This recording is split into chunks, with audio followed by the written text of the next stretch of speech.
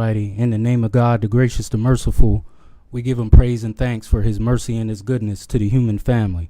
If all the trees upon the earth were pens to write with, and if all the oceans were ink, and then another 7 oceans to add to its supply, the writing would still not be enough to explain the glory of God, for he's the exalted, all-powerful, all-wise.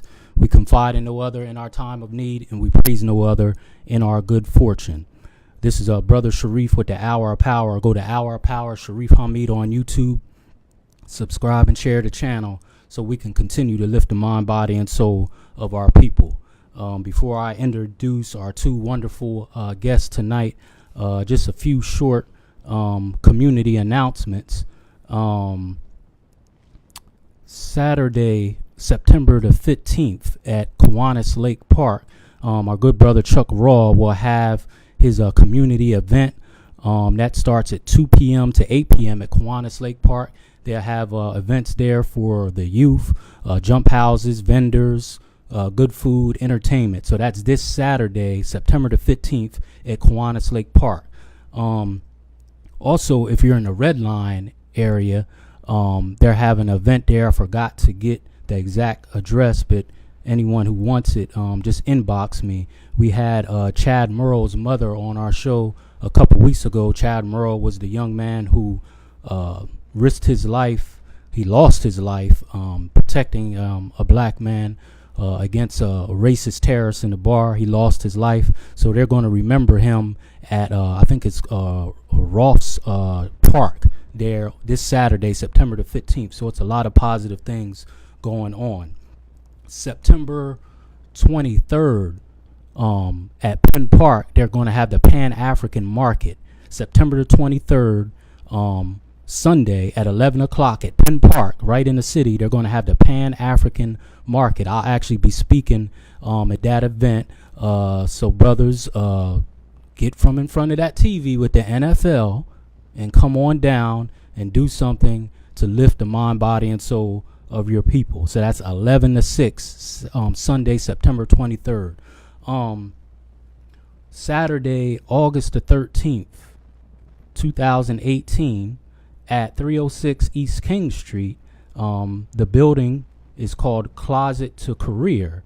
My wife, Takia, and our sister here, Sister Rhonda, she's a busy lady. They're going to have what you call Lunch and Liberty with Lady Hamid. It's a $10 registration. It's in honor of Breast Cancer Awareness Month, and it's about rejuvenating yourself. You can go to Lady Hamid on her Facebook page, life coach, and to get more information about that. So again, that's Saturday, October the 13th, 2018, from 1 to 4 at Closet to Career, 306 East King Street, York, PA 17403. Go to Lady Hamid on Facebook if you want more information about that.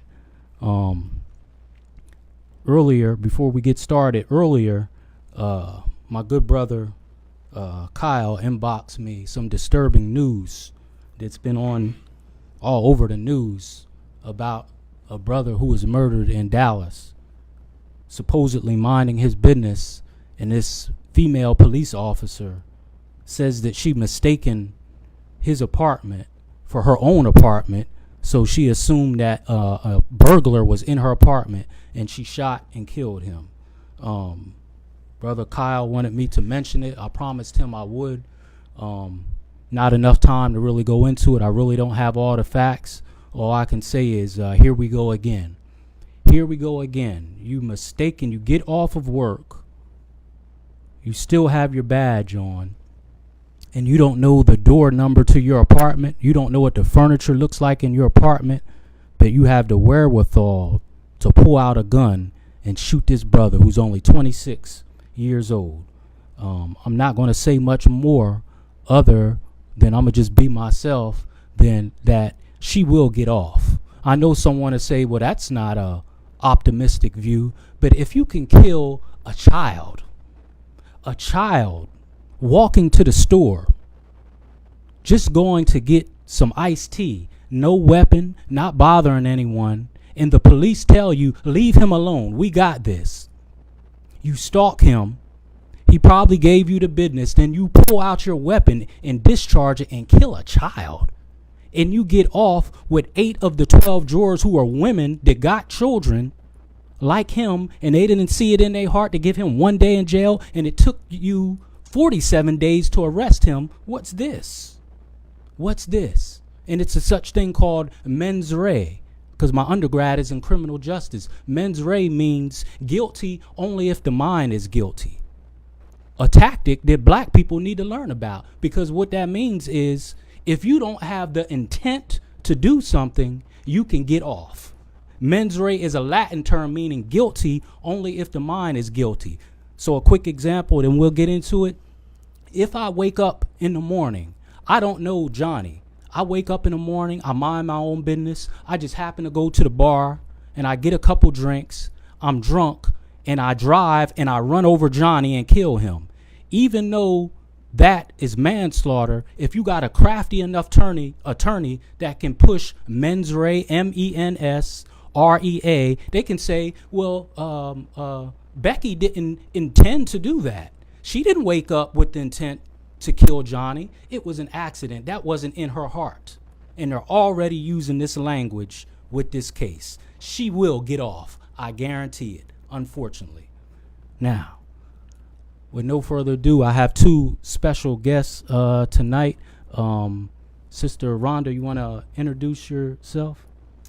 Yes, my name is Ronda Greer. I'm the owner of Make Me Over Beauty Supply. I'm located at 17 South Beaver Street, downtown York. Okay, and you have your wonderful son with you tonight, right? Yes. Elijah, you want to introduce yourself, bro?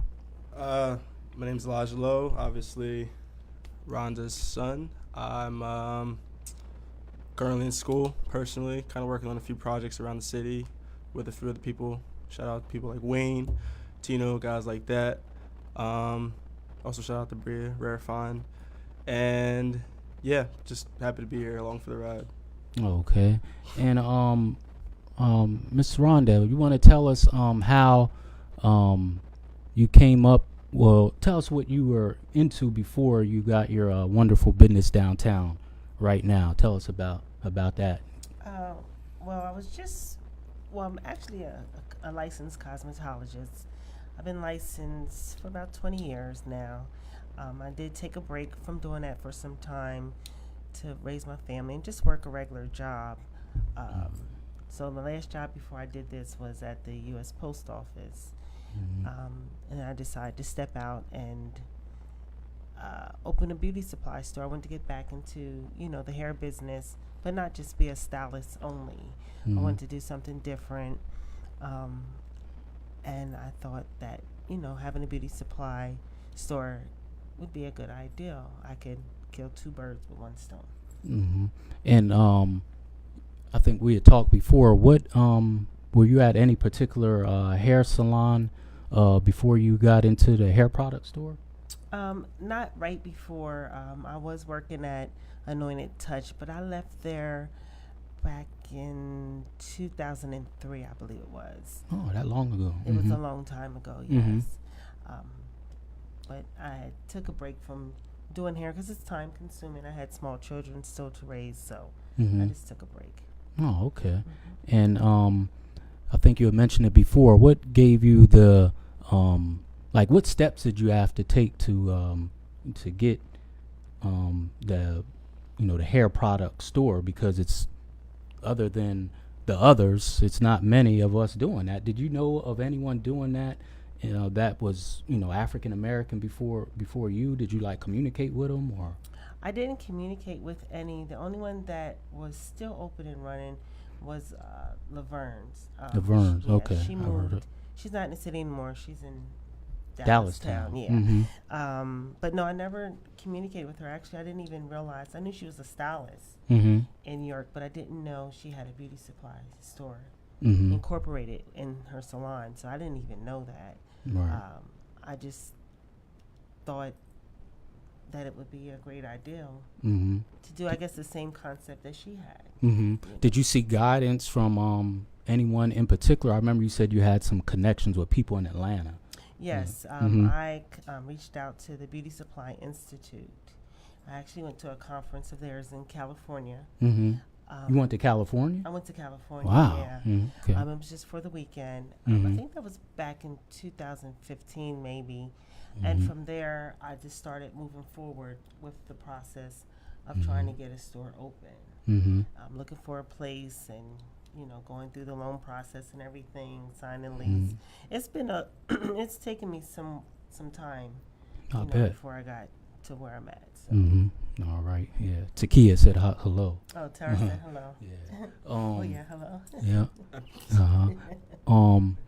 So I bet you that was a process, but you're saying right here in York, you really didn't have anyone to really guide you. You had to kind of venture out, so to speak, to get the real steps of how to do that. Yeah. Well, I never thought about actually going to the beauty supplies that are Korean owned here in New York. I never thought about that because with the Beauty Supply Institute, they're black people as well.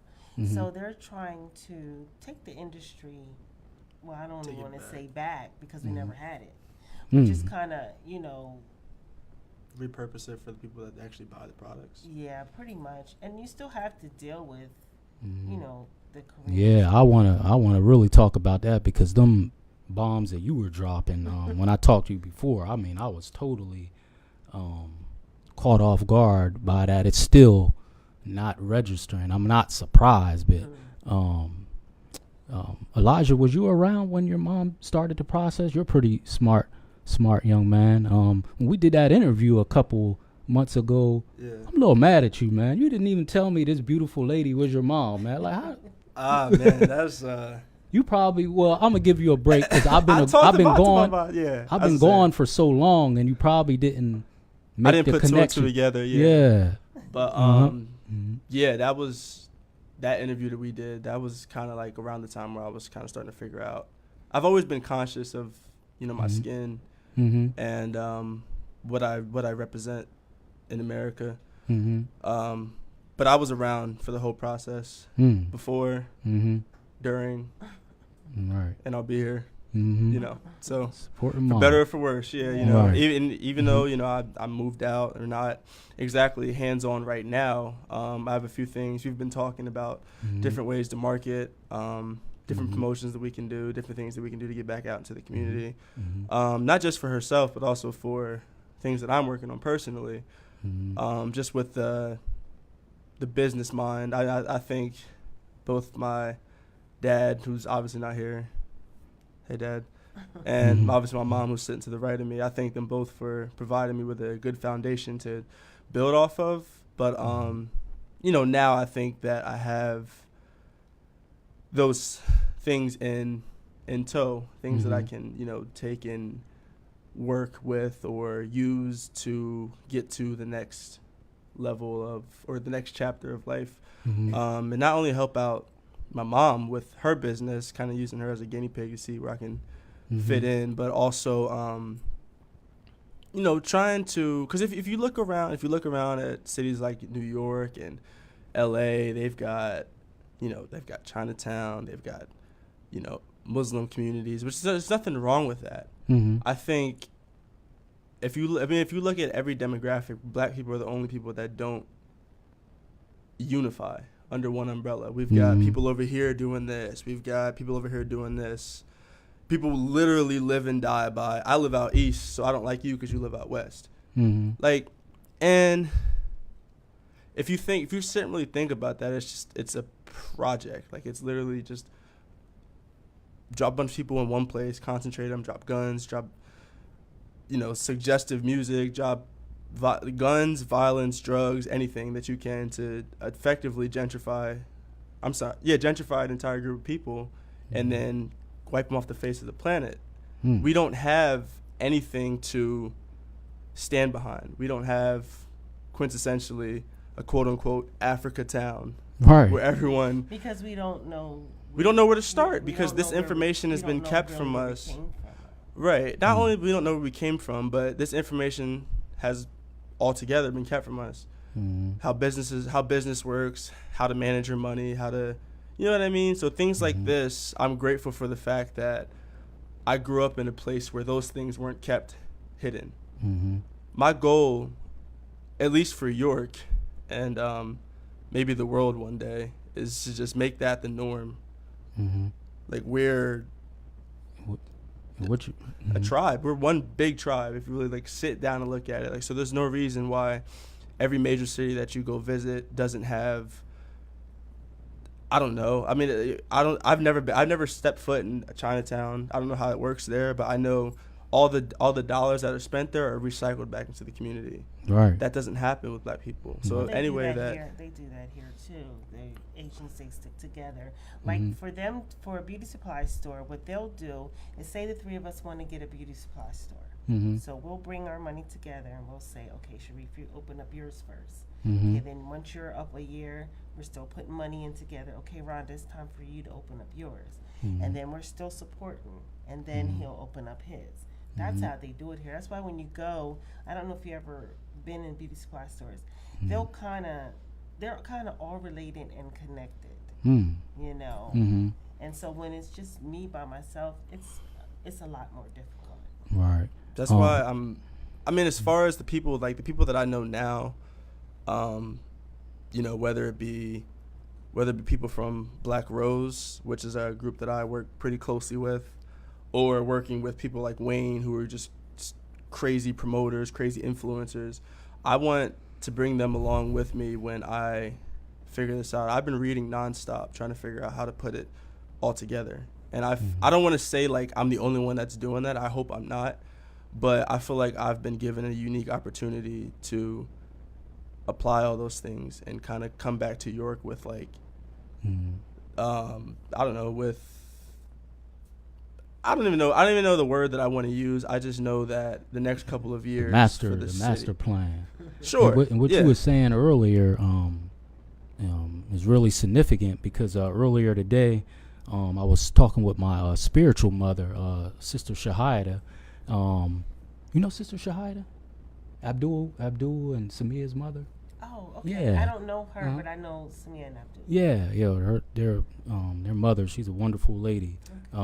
She's helped me a lot, and I was speaking with her earlier, and she was asking me about the York Academy School, and you know, 'cause she lives out a little further, and I ain't saying nothing bad about them, but I was explaining to her that school, the location that it's at, isn't representative of who attends it. You know what I mean? It's right there out Parkway. But if you was to knock on people's door, do you go to York Academy? No. Do you go to York Academy? No. It's almost all people from the outside. Oh, I But didn't it's know right that. there, and now they have a high school. Now I could be wrong. Someone inboxed me like, no, but I go past there all the time. Most of the people that go there, I think it's from the outside. Oh, wow. Yeah, so I don't know what that's about. I don't know, but we definitely have to find ways to, like you said, build our own brand. There's no reason for the amount of money that we spend, you know, in the community. There's no reason that we can't have like you said, a little Africa supermarket. I you like know, that something. better than Africa Town. Right. Let's steal Like that one someone from you. said, us Black people, we've been here in York too long, Mm-hmm. you know, to not own Something. nothing. Yeah, Right. something, you Mhm. know. So, But we spend, it's all a mindset. You know, we spend millions and millions of dollars on, Michael Jordan sneakers, and just a lot of foolishness. If we would just get our minds right and put our efforts together, but a change is coming. I think you've been seeing some of my videos. A change is coming. People are starting to wake up. This isn't the same York that when I was here 12 plus years ago. I mean, that's one reason I went down south. I was like, nothing's going on here. But now, people are making efforts. They had that African American Summit. Yeah, that's what I wanted to ask you. What'd you think of that? They had the African American Summit last Saturday at Cornerstone Baptist Church, which is the old Shiloh. They had people there talking about education, business, leadership. They really drove home the disparity in education. What did you get out of that meeting? well, I went there I'm really interested in the economic Development. development. That's what Mhm. I heard about Right. education. I Mhm. listened to it and everything. My Mhm. children didn't go to York City schools. They didn't. They graduated at Eastern. We don't even live in a city. Mhm. But I am glad that I did decide to come back into this city. Hopefully, I can make a change. I'm Mhm. glad my son is trying to also, but they didn't. I did though. Mhm. But my I was focusing on the economic development part Mhm. about buying property up because I don't know if you noticed or you I don't even know if you were there when somebody was telling about how someone in Georgia, a mayor back in the 70s, had bought up a lot of property Mhm. somewhere by the airport or something, Mhm. and he was black, and because of that he put a lot of black business owners in there, and Mhm. that's why there's so many millionaires in Georgia now. Wow. Mhm. Yeah. Now they're just in Atlanta. You said not just in No, I'm saying maybe a lot of them went to Atlanta from being in Georgia, or is that a different part? I'm sorry, in Atlanta. Yeah. Sorry. Mhm. Yeah. Mhm. I'm sorry. Mhm. But yeah, and I was hoping that maybe one day we could come to do something like Sure. that. Mhm. But they had mentioned that at the round table. Okay. On Saturday. That was that in the very beginning, because I got there around 9:30. Then my good brother Lafayette, he has a boys group. Then I stepped away around 11 o'clock, helped him out with that, and then I came back around 1. And then You I probably missed it. yeah, So that they sounds. talked about that It's a pastor in Philadelphia that did the same thing, and what he had the model of, we're not just going to have a business for 2-3 years, because they say them first 2 or 3 years is crucial for any business to survive. He said, I want a business to work 30 some years so we can turn it over to our children. I had to Yeah, get definitely. the name of that brother, but he's a pastor right there in Center City, Philadelphia, and he almost did the same thing, and he had like a a model of how he did it. Because it's a good brother of mine in North Carolina who follows the teachings of Marcus Garvey, and he was talking about duplicating that in Durham when I was there, and I still stick behind him. And he brought what you just said reminds me of that pastor Could you get a in hold Philly. of his name if possible? You mean the name of the pastor who But did the that? plan, I don't even need his Yeah. name. I just need to know what he did. Oh yeah, I can get it for you, and you can Google it, and then all the pictures will come up of how he almost got like a strip mall, and the same thing, apartments where people can afford. That's a whole nother issue. Within itself is fair housing and different things like that. And downtown York, right there, since we talking about York Academy, I mean those are apartments there. You just walk down there, it's just a dream. You're just walking by, like, man, I can't afford that. But back in the day, no one even thought about the people it's there now didn't think about, they just cruised on through. Now that's being built up, for others. You got the Left Bank, which was always, and then, different stores there. But those loft apartments are very expensive. But that's more of an issue of, I think, gentrification Mm-hmm. and Exactly what it a lack is. of financial literacy on black Mhm. people's, behalf, which Mm-hmm. I don't want to necessarily say that's an education issue. Mm-hmm. Because I did have a personal finance class when I attended Eastern. However, it did not give me half of the knowledge that I have now. I didn't learn any of that in personal finance. Mm-hmm. I learned how to balance a checkbook. I learned how to get a mortgage and buy a house and things like that. But it didn't tell me how to balance my asset column over my liabilities. A lot of people assume that new pair of Jordans or that car or that phone or whatever, those are all liabilities. People assume that those are assets. What can that cars depreciate over time, but property rises As soon as over you time. drive it off the lot, The second you drive it off the lot, it's already lost a couple $1,000s. So if my biggest thing is if I can, because once you get that first piece of property, then it's just like, okay, let me put somebody in there, get a little duplex, and you put 2 families in there, boom, boom. Now you can move around with that. But like people don't understand, and that's one of the things that I needed to realize.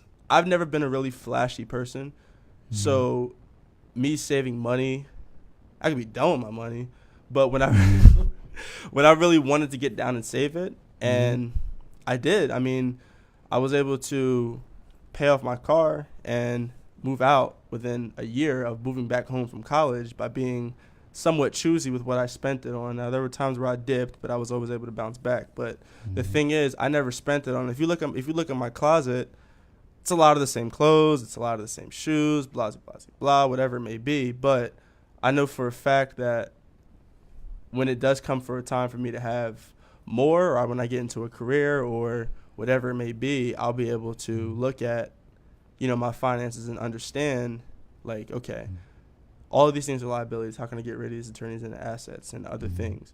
And that's something that I really want to stress when I do get where I'm going. That's something I really want to stress to people like us. Mm-hmm. I feel like a lot of people don't actually understand how dollars work.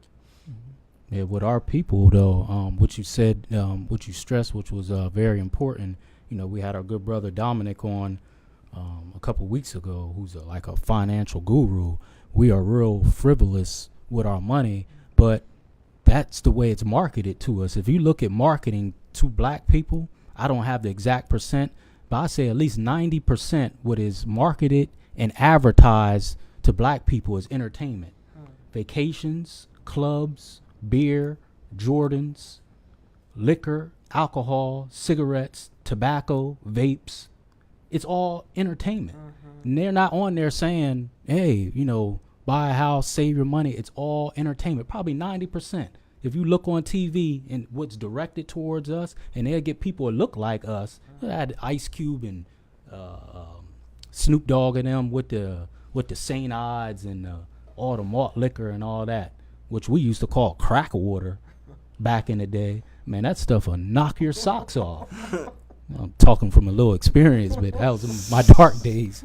But I'm like, for real, St. Ides, like malt liquor, Cisco, all that stuff. It's all entertainment. So I don't mean we got to do it, but it's laid right out there, in front of us. And until we wake up, it's not gonna change. It seems like to me with black people is, because of maybe it's self-esteem issues. If I have the flashiest clothes and cars and house, then I'm doing well, or whatever. And it also is like black people, they'll eat their seed instead of planting it, and letting it grow and multiply. So. Yeah, if we could just get out of that mindset. It's all mine. It's right now. It's psychological warfare. That's what it is. Exactly with your how'd you come up with the name Make Me Over Beauty Supply? How'd you come up with that name? It was actually, I've seen it before, but it's actually it comes from a Bible verse. I believe it's Psalms 91 or Psalms 51. Sorry. And it's create a new heart. I should have wrote it down. Creating me a new heart. So I can renew my spirit. I forget how it goes. It's a lot of wisdom in Psalms, so I could see that. Yeah, definitely. But that's where you got it from. Yeah, and my logo, it has the heart on it. Right. You can be made over on the outside, but it really starts on the inside. Right. So let me ask you, with you being a former Proverbs. Okay. All right. We'll have to look that up. With you being a former stylist and now having a hair product store, and with your name of your store being called Make Me Over, did you ever have a client that was so tore up from the floor up that you said, I can't make them over? Did you ever have that before? I don't think so. No? So you that bad that you can make anyone over? She's Leisha, bad. what are you laughing at? She's bad. It's a bad woman. Look, everyone's not as blessed as you and Sister Rhonda that y'all can just come in as you are. I mean, some people need help. I mean, so I was just wondering if it was someone who's like, hey, nothing I'm going to be able to do to make this person over. Wow. I think the worst case I ever had was someone's hair was falling out really bad. Oh, okay. We grew up that. Just joking. Told you, ain't no telling what I might say.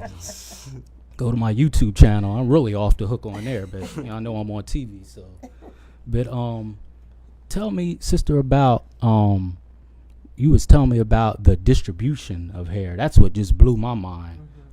About the challenges that you run into getting, because you got to get your product from somewhere. You were telling me it's some really shady things going on with the distribution of hair, even though it's only You're the only black one there in York, right? Yes. That we know of. Yes. Okay. Tell me about that. With the hair business, it's like a lot of the popular brands that everyone pretty much wants. If I contact them, sometimes they won't get back in touch with me. They won't call me back, or they'll give me the runaround, or they'll tell me, "Oh, you need to spend 25, 50 grand." 25, 50 grand Yeah. for one order? For one order, your first order has to be that. Well, of course, who has that laying Right. around. Mm-hmm. So that's just something to. And these distributors, where are they located? Some are in California. Oh, some are man. they're all over in Georgia. There's some that'll work with me, and they'll deal with the low minimums. There's some brands out there, but a lot of them aren't. And then, like I said, I've heard, like I'm in a group on Facebook that are black-owned beauty supply owners, and they were saying they actually upcharge. What does that mean? The black, like, say you'll spend $1. The Asians they'll charge the Asians $1 and charge me $1.50 for a piece of hair or whatever, whatever it may be. Wow. But it's not systemic racism, by the way. That's not right. You're right. It's exactly what it is. Like I'm sorry, I didn't know that all that was going on. That really makes me mad. Like this is why we don't need to buy from anyone that isn't black owned. All these dollars are being recycled. Like that, there's a reason that's happening. Like any black owned beauty supply store, they're charging us more in hopes of running us out of business. Yeah, Right. definitely. Whether they know you need the product, you gotta. Right, exactly. Whether it be a barbershop, whether it be black owned construction, whether it be black owned real estate company, whatever it may be, they're gonna give you the runaround off the strength of the color of your skin. That's why if you keep it inside, because if you've ever seen the way an igloo is built, it's weird because it's cold outside of the igloo, obviously, and it's made out of ice, but when you get in it, it's warm, and you think, like, if we just keep everyone inside You sure they don't have them space heaters that we used to have back in the day? Yeah, sure. Back in no, there's a space heater in it. Nah, but drop that knowledge. Yeah, That's no, real. I mean, if you go inside this igloo, for the Inuit people, which is the natives in the Alaska, for these people, that was how they survived, by staying inside. They protected entire communities with these igloos. Black people don't have that igloo. We don't have that distributor or that supplier or that community or that town or whatever it may be. We need to crack into that for We real. would have to actually produce our own hair. Yeah, we'd have to. I mean, but there's no. I don't want to say there's no way to do it, because there is a way to do it. But as far as clarity goes, as far as seeing that other side, it's not readily apparent. But like you've both said before, like, things are changing, which makes me optimistic for the fact that one day my mom is not going to be getting the runaround from whoever is my mom and black women nationwide, worldwide. They're not going to be getting the runaround. Because if they're doing it to you, I can't see them just only doing that to you. Right. You know what I mean? So imagine if you upcharge, and like you said, I don't know how many people goes to a particular distributor. I mean, that's not even legal, is it? No, it's not. That would be like me going to a corner store and, Mr. Joe or whatever, who's the owner of the store, he charges me $3.50 for a loaf of bread, but everyone else is only getting it for $2.50. But you know what else is illegal? Killing black people, like black men, women, and children. But like you said, they get off. And so it's a double standard. We need to stop looking. We need to stop looking to get handouts from people, because clearly these handouts come with a price. Either a higher price or our lives. We can't expect.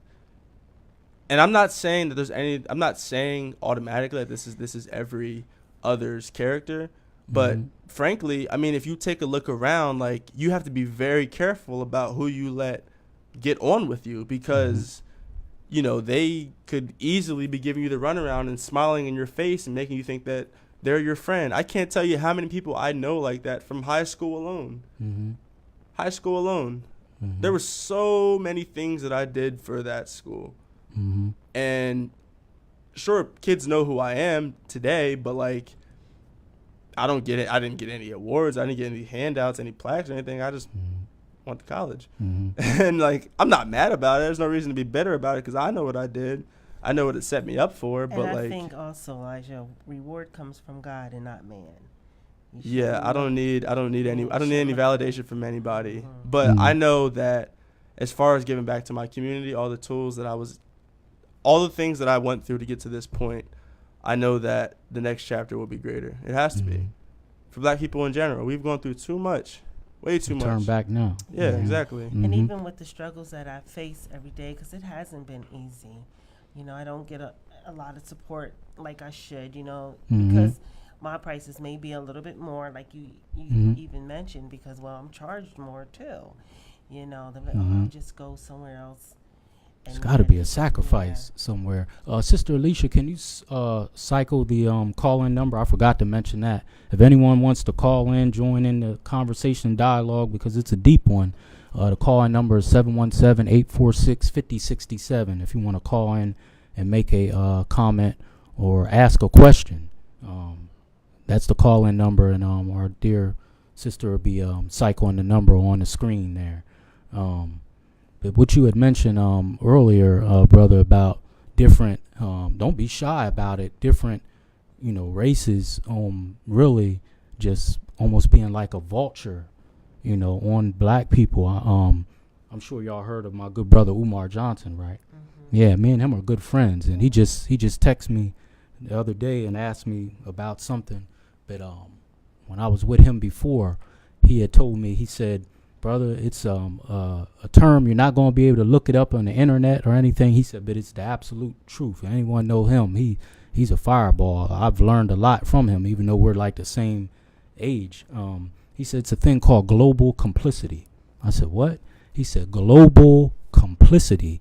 He said that mindset is every other race has bought into the idea that it's good business to mistreat, miseducate, murder, exploit black people, and it's good business. I'm going to say it again. He said every other race has bought into the idea that it's good business to mistreat, miseducate, abuse, exploit, and even murder black people. And it's good. Global complicity started by we know who, and they have convinced everyone else, get in on this. It's good business. It's okay. There's nothing wrong with murdering black people. There's nothing wrong with exploiting them. Hence is why everyone else comes in our neighborhood and takes advantage of us. It's good business. It's global, and everyone else is complicit. Global complicity. I was like, but if you look at it, and it's so clear to see, unless you just don't want to know the truth, it is global complicity. But now we have to stop being the victim. Just because you see all the potholes out there, they're there. That don't mean you got the snake holes. You don't got to fall into them. Right. They're there. It's clear now. So, and I think what's that's crazy, what it is. What's crazy about being, at the very least, being a black man in America is that I recognize that we're responsible for pretty much, if not all, of the current trends. And that's kind of wild because, like, in the same breath, that designer that made that jacket that cost $2,500 or influenced the jacket that cost $2,500 that everyone is buying and wasting their money on could be shot tomorrow, and I don't think anybody really care. Or not that anyone would care. There'd be a lot of outrage, but no legal action would be done. Or, we might have a trend start in the inner city, and it'll trickle its way out to, the outer surrounding areas. But then in that same breath, they'll call the one black kid in their class the N-word.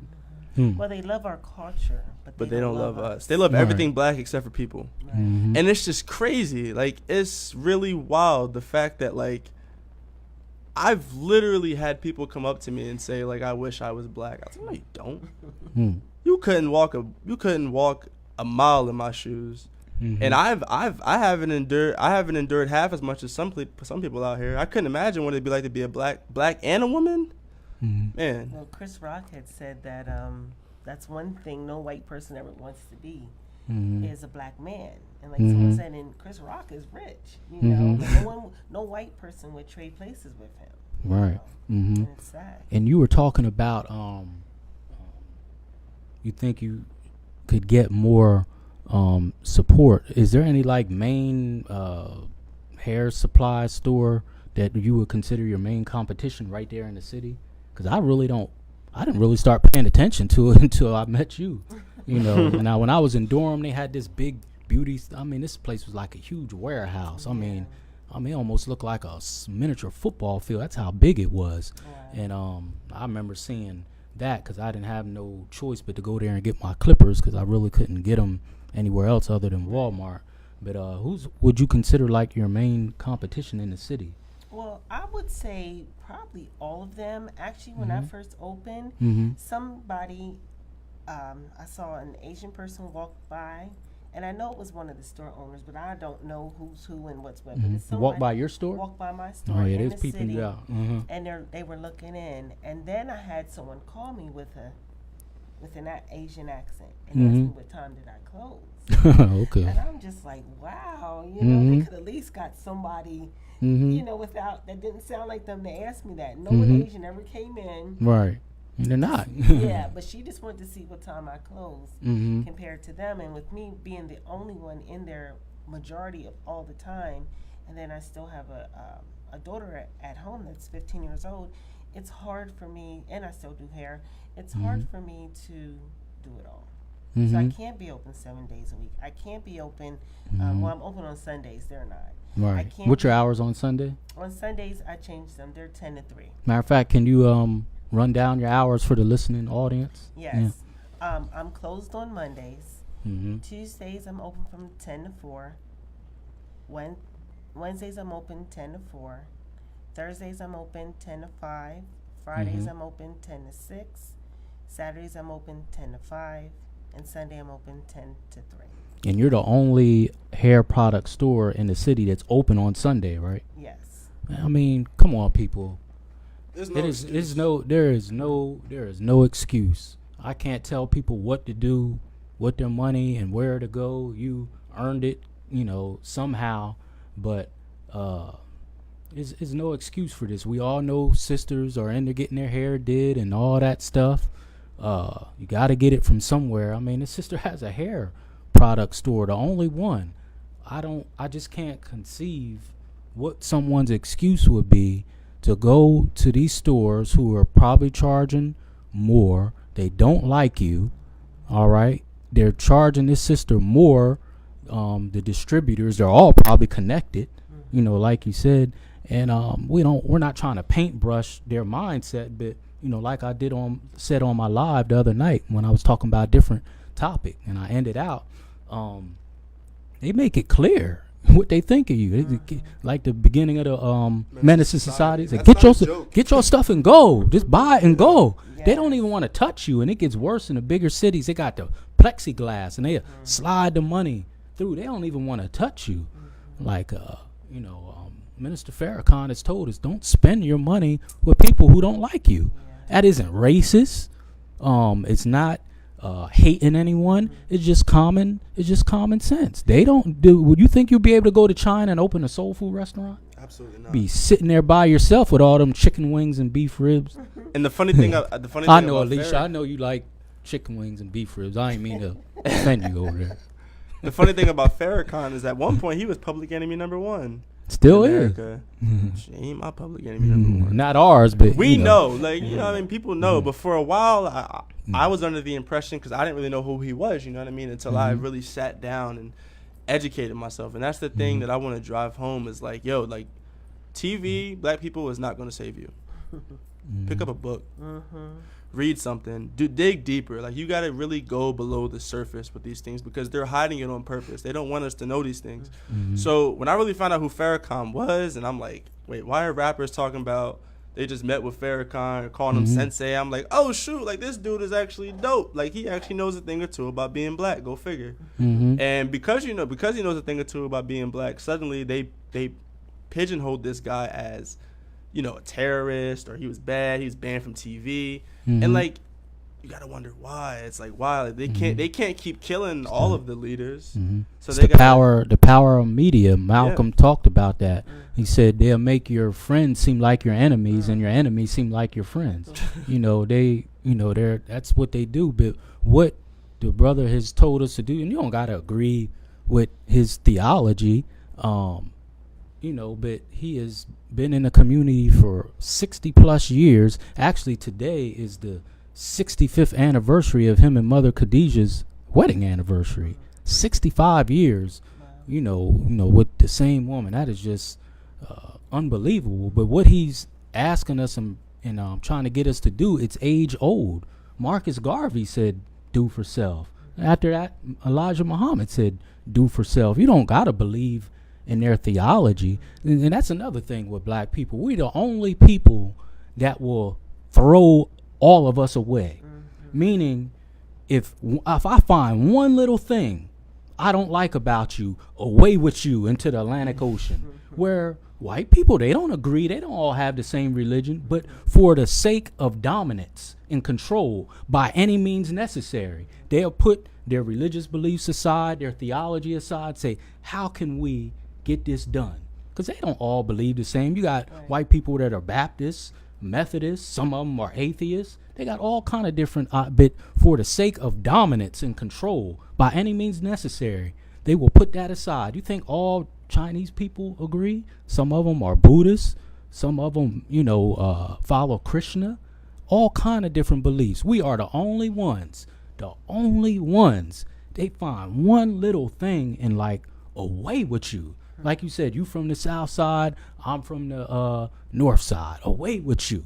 You know what I mean? Yeah. It is just unreal, the psychology we have and how disunified we have for, small things, arguing over religion. What business is it of you of how I, worship God? Why should that stop us? Because we're all suffering from the same thing. They don't sit there when that cop did what she did, what I talked about with that poor brother, may he rest in peace, in Dallas, where she went into his apartment and killed him. You think she said, because I believe she did it on purpose, but time will tell. Let me see if that's a Christian in there. Let me see if that's a Muslim in there. There was a development in the care. story that was her that was her ex-boyfriend, actually. Oh gosh, that's why I ain't go too deep into it, because I don't know all the facts. I just know it's unjust. She's still gonna we get off, see, we just see this stuff over and over again. Why can't we come together for the protection of our boys in a community? But we find the smallest things to boom, we will throw each other away into the depths of the earth. I don't want nothing to do with you. For what? But everyone else, they find a common ground, to push whatever their program is. Until we get that, we are going to continue to be behind the 8 ball and continue to be first in everything it's bad and last in everything it's good. No matter who's in office, it's the same thing. Now, I ain't telling people not to vote, but it's awful strange. No matter who's in office, it's the same thing. Talking about that, what do you think we can do to get young people? Because you're would you be considered a millennial? Nah, I ain't talking to you, that, Alicia. no. You're I'm actually Alicia's a millennial. Are you a millennial, Y. Alicia? She Alicia's a millennial. Yeah. Yeah, you gotta laugh sometimes. What do you think we gotta do to get the young people to vote? I'm Generation Y, actually. Just dig a little bit. What does that mean? That's the generation after millennials. I don't know what it means. I no think I'm idea. Generation Y. It could be X, could be W, could be Z. I just know I'm not a millennial. I thought I was for the longest Well, time. let's just say young people, because I've been out in the streets the last couple of weeks with the quote-unquote Black Love Movement and the Latino community. I got to give them credit. They're the ones who consistently go out with me. We've been out on the west side, Pine Street, Queen Street, and I would say 95%, if not more, of the people that are willing to register to vote are Latino people. Black people are like, nope, because they saw I'm not. Trump. Yeah, they're not. They like they will not. They will not do it. And it's easier to vote now. Like these sisters, Latino Unidos, they had a iPad, and you don't even got to fill nothing out. Because I registered right on the iPad, and boom, they'll send you your voter registration card. So we got 10 minutes left. See how time goes by? I thought we had like a half hour or something. What do you think we got to do to get young people, just say young people, interested in voting? Well, I think because I voted in my mom can tell you I voted in the general and the primary. Mm-hmm. So, But it was because of me being registered and voting is the reason why my that's not why. children. Is Mhm. the reason why my children went out. I encouraged them. Now, was that just because Obama was in office or before that? It was before that. As soon as you turn 18. I wasn't even old enough to vote. I won't say who I voted for, but Well, have I children was older like, than him too. Mm-hmm. I'm going. I drove up to the firehouse and I was just Mhm. like, I'm going. Like I don't Mhm. care. I didn't like the direction that the country was going in. And I knew Mhm. potentially we were dealing with something greater. Mm-hmm. And I just wanted to feel like I was making a difference, even if I didn't. A lot of people just Unfortunately. voted because it was a black man in office. They really didn't know or really care what his policies were or what he was going to do. They just saw a brother in office. They said, "I'm gonna vote," and now they don't see no brother in office. Now they like, "I'm not voting." Well, and I that fast. I don't think it's so much a millennial issue as it is. This is a cultural thing because I hear elders in the community say, "Oh man, my taxes are too high this year or whatever." But it's like, "Well, did you vote?" And they'd be like, "No, I don't participate in that." All right. They lost confidence in it. So I don't. I think it starts at the dinner table. Like it really does. Like a lot of these things that we're talking about starts at the dinner table. Like with the conversation we had on the Busting It Up podcast is like this starts with. Now there are some people that can transcend not having both parents around, neither parents around, and being raised by their grandparents or whatever it may be. There are people that can transcend that, but the average person, I feel as though like psychologically, and even those people deal with things in private that they don't speak on. And like I'll be the first one to admit it. Like these are things that have been tacked on and tacked on and tacked on and tacked on, century after century, decade after decade, year after year. But we're no longer in a position where we can rest on our laurels and say like, "Oh man, it's because the white man or whoever the others put us in this spot." Now, there's enough information out there. People just don't want to go after it. I was talking to a friend of mine, and he said to me, I was telling him how I was reading this book and it was really informative. I got a lot out of it, and he was like, "Oh, I don't do that." And he was like, honestly, if you want to hide the best kept secret from any black person, put it inside of a book. And as I'm telling him all this information, he's not even processing what I'm saying because he's so stuck on the fact that he just doesn't read. And like, more power to you. I'm not gonna try to sway your opinion on that because, quite frankly, that's not my position to do so. But like, at least hear what I'm saying, and if I put it all together, don't then come looking for a handout. Don't come into a store that I may own one day asking for a discount because one, you're not going to get it. Why do we as black people do that to other black people? You don't go to Walmart and ask for a discount. You don't go to Walmart and ask for a discount. You say, "Oh, $2.78, throw it in the bag." Boom. Why do you do that to why do you do that to someone that looks just like you? Knowing the obstacles like you face. So people out there, number one, there's no excuse not to support this sister. If the prices is a couple dollars more, so what? Look what she's laid it out there. Look what she's up against. If you got to come from across town, so what? The amount of money that we waste on foolish things, we already laid it out there. And I said it in my last video. It has been proven from November 1st all the way up through January, liquor, alcohol, and weed sales, I don't know how they calculate weed sales, go up because of the holiday season. What does that have to do with the holiday season? But all that stuff goes up, stuff that we really don't need. So if you can do that, why can't you come to Make Me Over Beauty Supply Store and get stuff that you're using instead of going to them? Like, I don't get it. Say too, it would be awesome if I'm not the only black-owned beauty supply here in New York, so we can move them out. I think it's weird, or I'll say crazy, that they're selling something they know nothing about. If you say, "Oh, which relaxer do you think I should get?" or my hair texture, they don't have the slightest idea. Oh, you know they're making soul food now too, right? Oh yeah. You go to Baltimore. Yeah. That was the craziest thing I've ever saw when I went to Madame and Mall, and they was down there whipping up soul food. I was like, wow, That doesn't make any sense. that's crazy, Yeah, that man. makes I mean, no but they was there. Guess who was there, lined up, buying it. But yet, you got places going out of business. Brother Poe shouldn't have went out of a business with his bookstore. No reason for that. We had some African brothers and sisters there on Queen Street next to Rita's. They had the whole 9. That's out of business. Shouldn't be going. Had the soaps, the body butters, and all that stuff. Some of the stuff you have out of business. It was called the Pan African Mart. Gone. Yeah, I didn't know that was there. Right. No advertising. Yeah. I knew it was there, and I ain't even live here. Wow. I knew it was there, but now they're gone. It was a couple months ago. Wow. They're gone. We got April Collier with Cornbread West. Support her. We got our sister Fawn there on the corner of Queen and College Avenue with Sister Soul Food. We got Rob Stakeout. York is on the rise, but we just got to get the masses. Like at that African American summit, I believe people that really needed to hear that weren't there. Yeah. It's just you start seeing the same, people really needed to hear that. Yeah. They weren't there. How do we do that? And we don't care if you burn up Nike. So what? Nike's dope.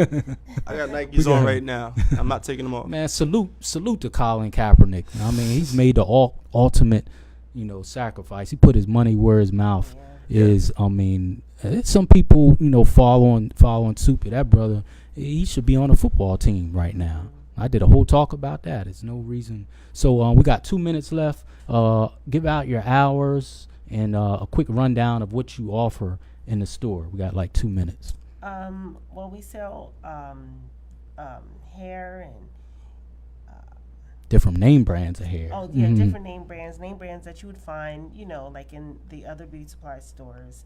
Of course, I have products and natural hair care. My hours, I'm closed Mondays, and I'm open Tuesday through Sunday. And Tuesdays and Wednesdays, I'm open from 10 to 4. Thursdays, I'm open 10 to 5.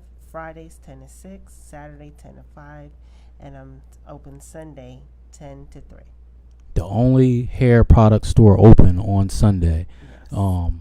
And it happens to be black owned. Right. And do you have like a call-in number? Can someone like put in an order over the phone? Like, do you have a call-in number for the store that you want to give out? Yeah, they could do that. I think it's like on across the screen, I think. It's 717-650-6503. Okay, that's the call-in number for Make Me Over Beauty Supply Store. Just letting people know, I just got to confirm, talking about the African American Summit, our good brother and local historian, Jeff Kirkland, will be my guest on the Hour of Power next week. He's going to break down that history. He was starting to dig into it, but each speaker only had a certain amount of time. So God willing, he will be the guest on the Hour of Power next week, 8 p.m. Channel 16 Local Access TV, streaming live on Facebook, and upload it to the YouTube channel. Please subscribe and share the channel. That's how I keep it going. So our guest next week will be the one and only Mr. Jeff Kirkland, local historian, and he's going to break down some history in York that you probably never heard of or was aware of. So that's next Wednesday at 8 p.m. on the Hour Power Channel 16 Local Access TV. I'll leave everyone in peace as I came. Assalamu alaikum. Please tune in, subscribe, and share.